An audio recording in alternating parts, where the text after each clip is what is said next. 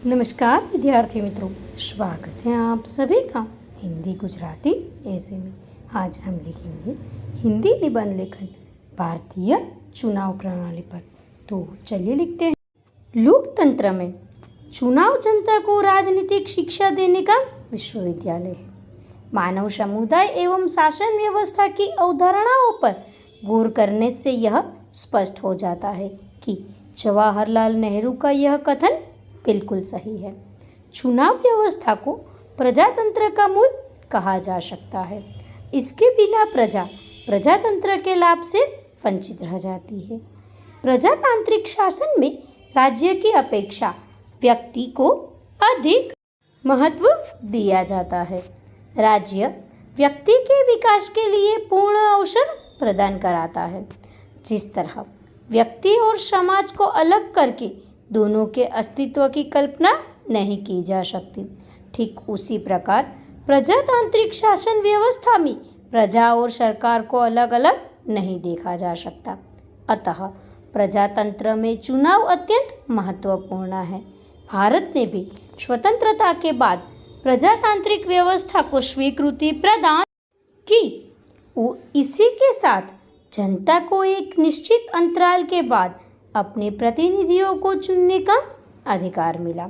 भारत के प्रत्येक नागरिक को, जिसकी आयु 18 वर्ष या उससे अधिक है तथा संविधान अथवा उपर्युक्त विधायिका द्वारा निर्मित किसी कानून द्वारा किसी भी आधार पर अयोग्य घोषित नहीं किया गया है, मतदान में भाग लेने का अधिकार है।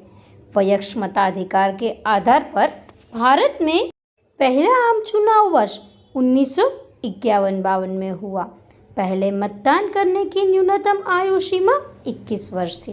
वर्ष 1989 में 61वें संविधान संशोधन के द्वारा न्यूनतम आयु सीमा को 21 वर्ष से घटाकर 18 वर्ष कर दिया गया। अब तक लोकसभा के लिए 17 चुनाव हो चुके हैं। 70वीं लोकसभा का चुनाव वर्ष 2019 में संपन्न हुआ। यह चुनाव 7 चरणों में संपन्न हुआ। यह अभी तक हुए सभी आम चुनावों में सबसे लंबी प्रक्रिया वाला चुनाव रहा। भारतीय चुनाव प्रणाली के प्रकार। भारत में निर्वाचन के संबंध में मुख्यतः 2 प्रकार की पद्धतियां अपनाई गई है। लोकसभा एवं राज्यों में विधानसभा चुनाव हेतु बहुलवादी व्यवस्था अर्थात first part the post system की प्रणाली अपनाई गई है। राष्ट्रपति, उपराष्ट्रपति, राज्यसभा एवं राज्य विधान परिषद के निर्वाचन हेतु एकल संक्रमणीय अनुपातिक प्रतिनिधित्व प्रणाली अपनाई गई है। अब देखते हैं बहुलवादी व्यवस्था, first past the post system. Bharat में लोकसभा व राज्य विधानसभाओं के चुनाव हेतु इस प्रणाली को अपनाया गया है। इस व्यवस्था के अंतर्गत पूरे देश को जनसंख्या के आधार पर विभिन्न चुनाव क्षेत्रों में बांट दिया जाता है, जिसमें मतदाता को किसी एक उम्मीदवार का चयन करना होता है।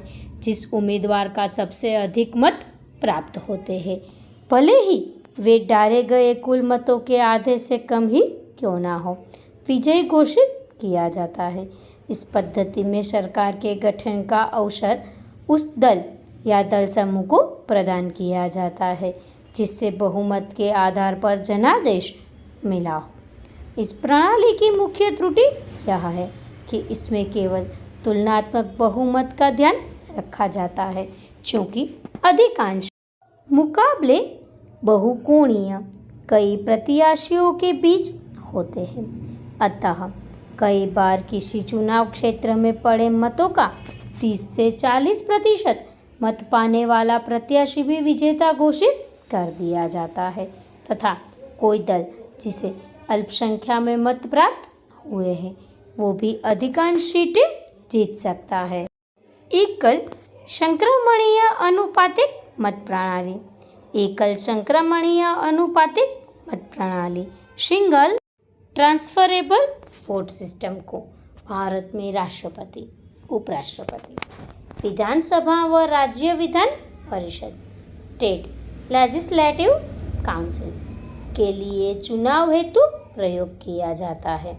निर्वाचन एक निर्वाचक मंडल द्वारा होता है। इस प्रणाली में सदस्यों के मत का मूल्य एक विधि द्वारा निर्धारित कर दिया जाता है। इस प्रणाली में हर मतदाता को एक ही बैलेट पत्र पर उतनी वरीयताएं निर्धारित करने की वीरो जाती है जितने की प्रत्याशियों की संख्या हो। इस प्रक्रिया में उन प्रत्याशियों के दूसरे व उत्तरवर्ती वरीयता मतों के शेष प्रत्याशियों में वितरित कर दिया जाता है जिन्होंने न्यूनतम प्रथम वरीयता के मत पाए हो। यह प्रक्रिया तब तक जारी रहती है जब तक कि आवश्यक संख्या में न्यासी न चुन लिए जाए। ऑस्ट्रेलिया में इसे संघीय स्तर पर प्रतिनिधि सभा के चुनाव में प्रयोग किया जाता है। भारतीय चुनाव में निर्वाचन आयोग की भूमिका। भारतीय संविधान के अनुच्छेद 324 में निर्वाचन या चुनाव आयोग का उपबंध किया गया है, अर्थात भारत में विभिन्न प्रकार के चुनावों को नियंत्रित एवं संचालित करने के लिए भारतीय संविधान ने चुनाव आयोग की स्थापना का प्रावधान किया है। इसमें एक मुख्य चुनाव आयुक्त होता है जिसकी नियुक्ति राष्ट्रपति करते हैं। भारत के पहले मुख्य चुनाव आयुक्त सुकुमार सेन थे।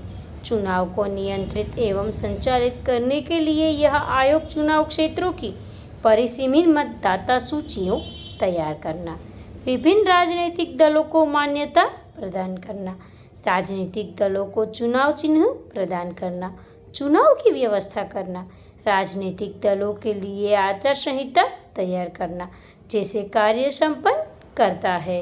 आयोग के पास आवश्यकता पड़ने पर उपचुनाव कराने एवं चुनाव रद्द करने का भी अधिकार होता है।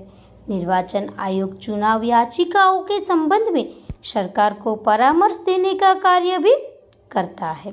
इस प्रकार चुनाव आयोग ने भारतीय चुनाव प्रणाली को बेहतर बनाने हेतु समय समय पर अनेक कदम उठाता है। भारतीय चुनाव प्रणाली में सुधार की दिशा में बढ़ते कदम।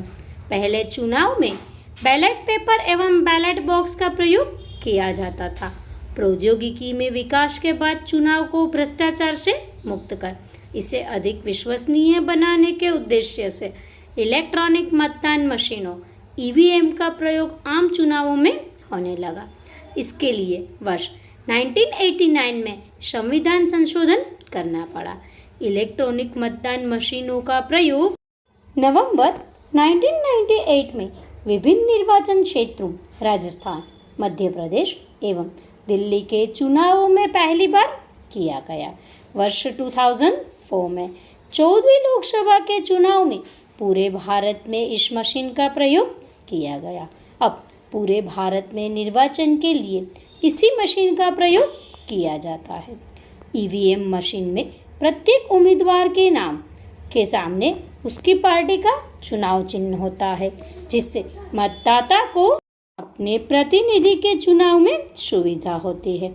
यदि कोई मतदाता किसी भी उम्मीदवार को चुनने योग्य नहीं मानता तो वह NOTA none of the above का बटन दबा सकता है। भारतीय मतदाता को इस विकल्प के चयन का प्रथम अवसर वर्ष 2014 के आम चुनाव में मिला।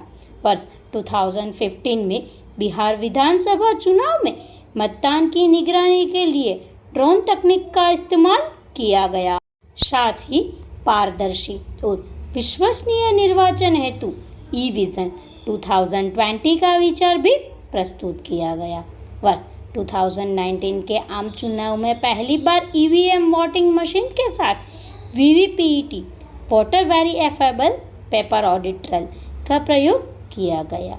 मतदाता पहचान और पंजीकरण प्रक्रिया को आसान बनाने हेतु पीडब्ल्यूडी ऐप की सुविधा प्रदान की गई। चुनाव आचार संहिता का उल्लंघन करने पर तुरंत कार्यवाही करने एवं शिकायत प्राप्त करने हेतु सिविक गिल को सक्रिय बनाया गया।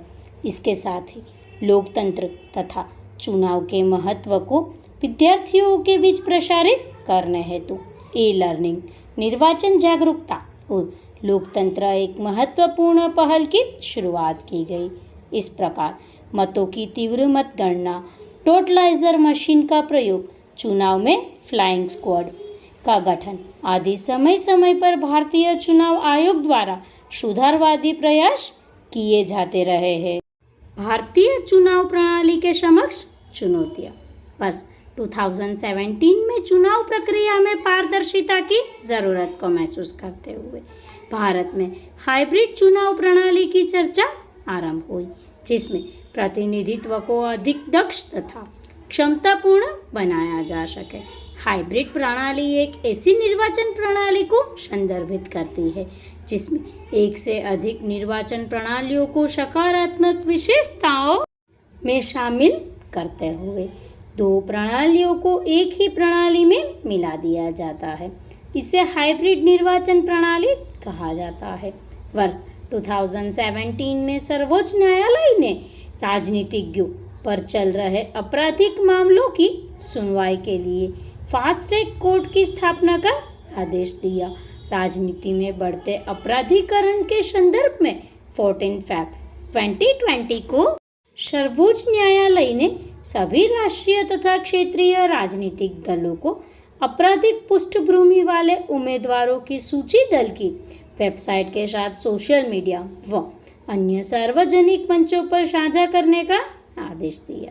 निष्कर्ष इस प्रकार प्रजातंत्र की सफलता निष्पक्ष चुनावों के साथ साथ इस बात पर भी निर्भर करती है कि जनता शिक्षित हो एवं अपना हित समझती हो।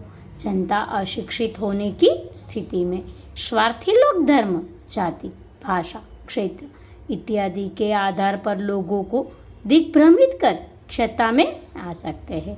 अतः देश की स्थिरता तथा प्रगति के लिए चुनाव प्रक्रिया का स्वच्छ एवं पारदर्शी होना जरूरी है। राजनीतिक दल स्वच्छ छवि के लोगों को उम्मीदवार बनाकर मतदाताओं का काम आसान कर सकते हैं। यदि ईमानदार व्यक्ति जनप्रतिनिधि बनकर सदन तक पहुंचता है तो उसके काम में पारदर्शिता देखने को मिलती है। अतः राजनीतिक दल तथा आम नागरिक सही उम्मीदवार का चयन कर भारतीय चुनाव प्रणाली व स्वच्छ लोकतंत्र को पारदर्शी तथा मजबूत बना सकते हैं। निबंध को अंत तक देखने के लिए आप सबका बहुत बहुत धन्यवाद। Please like, share and subscribe. धन्यवाद।